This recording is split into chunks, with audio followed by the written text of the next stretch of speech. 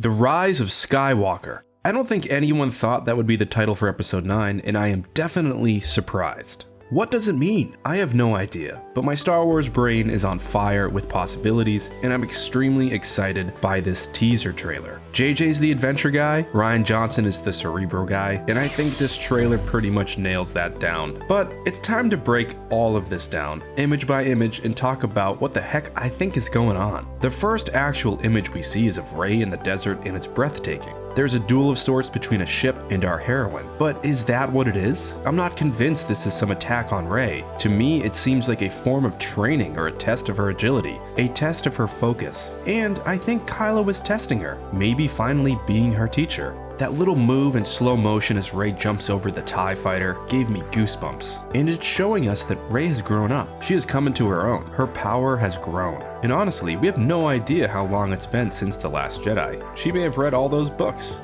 Luke Skywalker's voiceover under this entire trailer also raises a lot of questions. Who is he talking to? When is this occurring? Well, I personally believe that Luke is talking to his nephew. I do think that Luke Skywalker has become a Force ghost, will be unable to actually intervene, but will offer guidance, and what we're hearing is part of the guidance that he gives towards his nephew Ben Solo. 1,000 generations live inside you now could mean anything. If I had to guess, Luke means the teachings of the Force over the countless generations the Force has been used and practiced. Now, he could also be talking to his sister Leia, who is the other Skywalker, and that also raises a lot of questions about the naming of the movie, but we will get to that soon. For all intents and purposes, Ben Solo is the last remaining Skywalker in my mind. He's the one who will have to face this final threat along with Rey. Now, do I think that J.J. Abrams is retconning Rey to be a Skywalker? No, not at all, at least in a bloodline sense. Now, another thing too is we do see a quick shot inside of the cockpit of Kylo's TIE, but I don't think this is from the same scene. I think we have a bit of clever editing going on, but it could really be Kylo just hanging out waiting to start this little training session with Rey. After this, we see a rocky planet at night. This does sort of resemble the rock formations way in the distance while Rey is in the desert, but I'm not sure to be honest. Then, a ship goes by to reveal a city amongst the clouds. Another wild guess is this is where Lando is.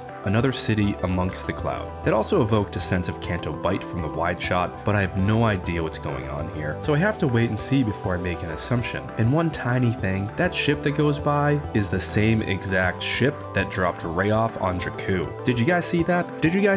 I saw that. Now after this, we see Kylo Ren maskless in a red-hued forest, and this had me at the edge of my seat for a teaser trailer. Here is Kylo, the last of the bloodline besides his mother Leia, and he's using brute strength to take down what might be a Knight of Ren, or maybe just a resistance rebel. He has a lightsaber ignited but chooses to use his fist to take people down. It's unbelievable, it's incredible. I love the way the Force is or isn't used in the sequel trilogy, and we always have to remember that this is not a superpower. Now, we do see the rebuilding of Kylo Ren's helmet with the red crystal, or whatever that happens to be. Originally, I thought that the hands putting back together the mask were Maz Kanata's, because it looked like some of the jewelry she had on her arms in The Force Awakens. But there's an obvious amount of hair on those arms, so I have no idea. It might actually be an Ugnaught, but I truly love that the helmet is coming back, and will have this red crystal throughout it keeping it together. Just like Kylo's saber, the fractured helmet shows more about his mental state. Now, this scene also had me wonder if Kylo is leading the First Order here against the rumored Red Stormtroopers. In either way, the entire vibe of this clip is great. It truly feels like all-out war.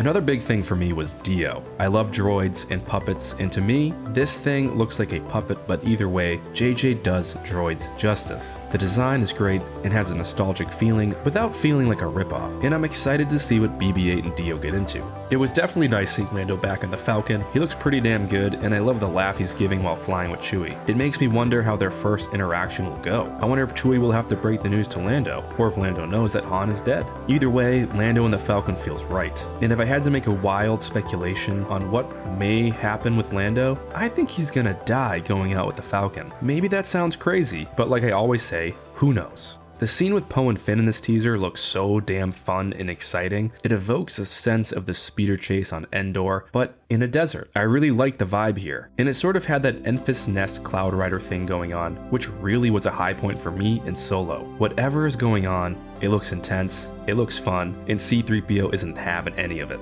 We get this super fast edit with an exploding engine over what appears to be an Imperial Star Destroyer. My brain was thinking that this could be from a flashback scene to the Battle of Jakku, and perhaps leading us into Palpatine's observatory. After all, that is on Jakku. The other thing here is that the ship also looks like the ship flying over that other planet at night, as well as the ship that left Rey behind on Jakku. Something very important is being shown in these few frames for sure. Who knows? Maybe Rey's parents did crash on Jakku, became drunk traders, had a girl, sold her for money. Maybe that's what happened. Maybe that's what we're seeing in this tiny little flashback. But it also looks like an A-Wing, and the ship that Rey got dropped off in was not that. So yeah, maybe I just destroyed my own theory right there. Either way, interesting stuff. We can't deny that those couple of frames are very enigmatic. At first I thought it was a Venator class, but upon further rewatches, it looked like an Imperial Star Destroyer to me. Now, another idea I had is based on how the entire teaser ended, with the Emperor cackling nefariously. The idea that in some way, shape, or form, Palpatine's influence intrigues the hell out of me. I always felt that Snoke was just another Dooku, a mysterious Force user too big for his britches that is eventually undercut by his own arrogance. Boom, Snoke is Dooku, bitches. But really, the idea of Palpatine influencing the galaxy still has my goddamn attention. I love it. I don't find it boring at all. Palpatine has always been the foe to the Skywalker bloodline, and to finish out the saga without at least a hint at all Palpy is a sin. Leia in this trailer made my jaw drop big time. Our princess is alive, and it made me pretty emotional when I saw her not only embrace the medals that Luke and Han were given after defeating the Death Star 1, but when she hugged Rey. I truly hope Leia lives throughout this film, and forever on in the Star Wars universe. It would be a beautiful way to honor Leia. And I think the compositing looks amazing from a technical standpoint. I have no idea how they are pulling off Leia, and it looks flawless. Now, the last shot of this teaser is definitely mind exploding. We see the remnants of what I think is the Death Star 2 in an ocean. The planet is unknown, but the last time we saw the Death Star 2 was on Endor. Maybe this is the other side of the planet and the carcass of the Death Star remains there, 3 decades later. Another wild guess I would have would be that perhaps Palpatine himself, or even something in the Death Star 2 throne room, is the MacGuffin. Maybe someone has figured out how to truly bring all Palpy back with some artifact that can only be found in his now underwater throne room. And Rey and company are on a mission to make sure that they get to it before some other Force, like, say, the Knights of Ren, do. But again, this is all speculation on my behalf, and I'm truly floored by what I've seen. Visually, JJ and his crew stepped up their game. This looks like The Last Jedi cinematography on steroids. The music and tone was that of pure adventure, and one we most likely all need after this cerebral character study that was The Last Jedi. I think JJ will be taking part of where he thought the saga was going himself, along with where Rian Johnson took the characters, and he will be creating something better than the sum of its parts. A lot of people argue that JJ Abrams should have been in charge for all 3 films, but I disagree.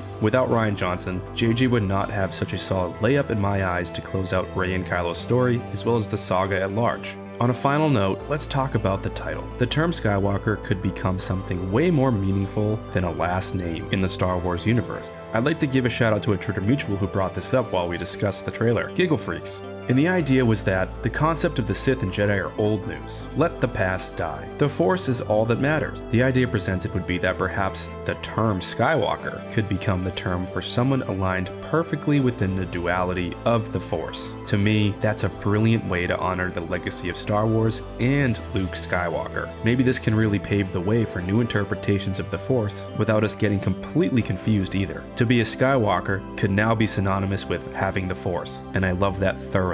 And that's all I honestly have to say until we get some more things to chew on. I'm impressed, I'm happy, I'm excited, and I'm impatient to see episode 9. Other than that, AT-AT Chat is signing off.